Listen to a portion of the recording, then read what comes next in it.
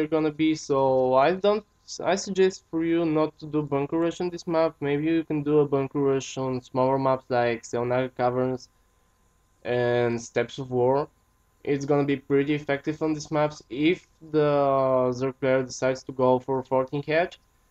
But this point also the Marines had to go all the way here, and it wasn't really effective. And if the Terran player doesn't do any damage anytime soon, it's gonna be a GG, as this Zerg player is macroing up like crazy at the moment.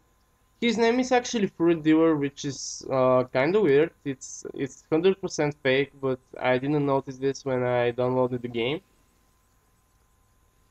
So let's just see what happens right here. And another thing for Terran players, before you lift off your command center or something, or just when you build it right here, you want to start your orbital command ASAP.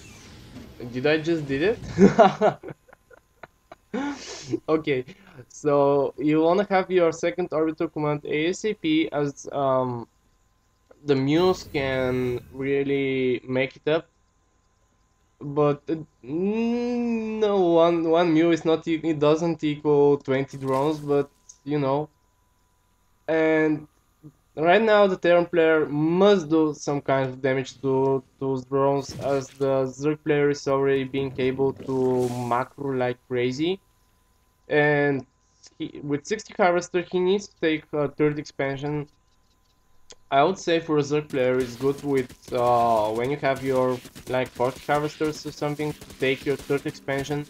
And on this map it's pretty easy as Zerg to secure your high health expansion by just spreading some creep right here, and you're getting map control the entire this area, and it's pretty good. So we have a Hellions on the way.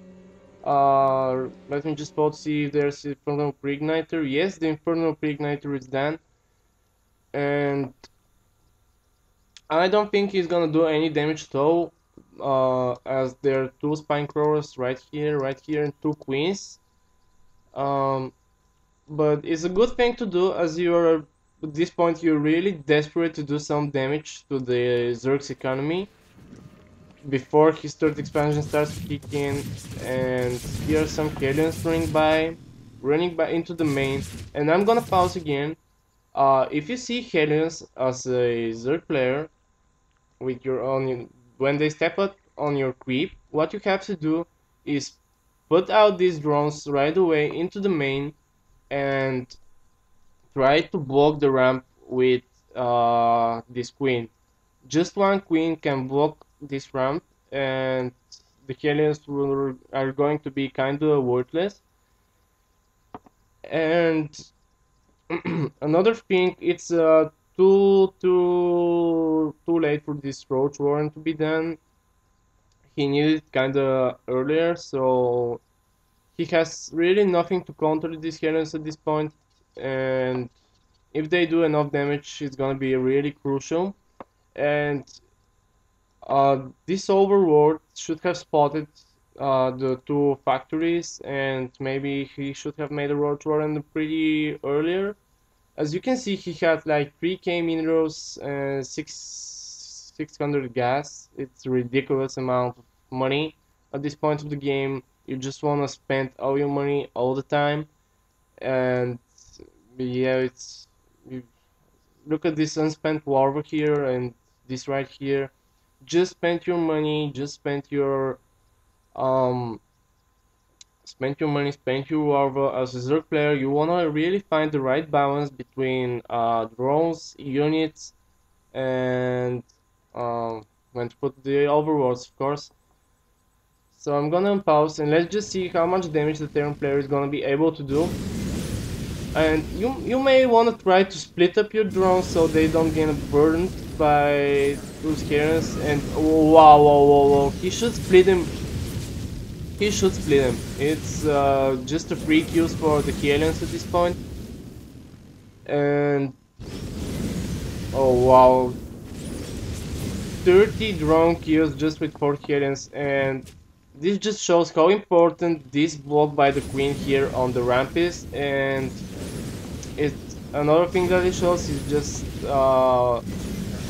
when you're so behind as the Terran player was, you just have to make something happen. You just have to try to exploit the situation and try to hurt the Zerg economy as much as you can. And 12 harvesters now for the Zerg, 33 for the Terran player. And it all came down to this unspent amount of resources and this kind of unspent larva, and he's droning up again. And another thing as a Terran player you have to do is trying to always make your Zerg opponent trying. You have to just try to make him use his larva on drones all the time. Uh, yeah, that was actually my point. So, and it's kind of late for a third expansion by the Zerg, but at this point it's not really a bad idea, as he has so many minerals. Um,